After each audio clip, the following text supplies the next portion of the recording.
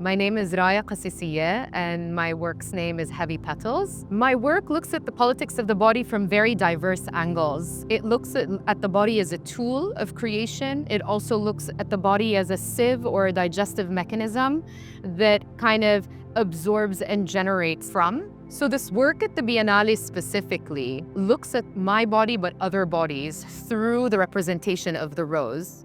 The rose itself comes from looking at my grandmother's photographic archive.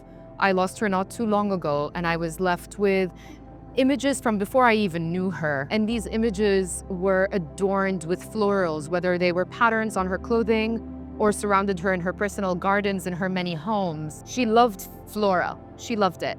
And I was so upset at her passing in the beginning that I decided to make a totem of a large seal rose to kind of monumentalize her existence in the world. My process really started a year ago with the passing of my grandmother. As I was way through my degree, I decided that I wanted to use the alchemy of heat and steel to attempt to see what I can bring to life with my own hands through manipulation and pattern work of a rose. The most interesting process of working with the steel, looking at like pipes and manipulating sheets of metal, is the introduction of heat and how heat changes the malleability of this cold material.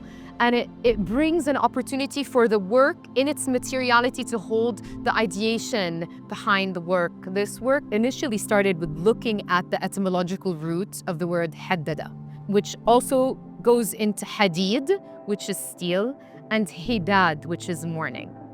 This work is realization of wanting to look at grief and mourning and capture it in a reflective garden. What I'm hoping to do is to bring this idea of self-reflection to the forefront of the work, looking at the daily amnesia that we find ourselves in. I'd hope that this work kind of brings the time you spend looking at a beautiful flower or rose into a moment where you look at this darkened mound of roses and kind of reflect on this world of the in-between.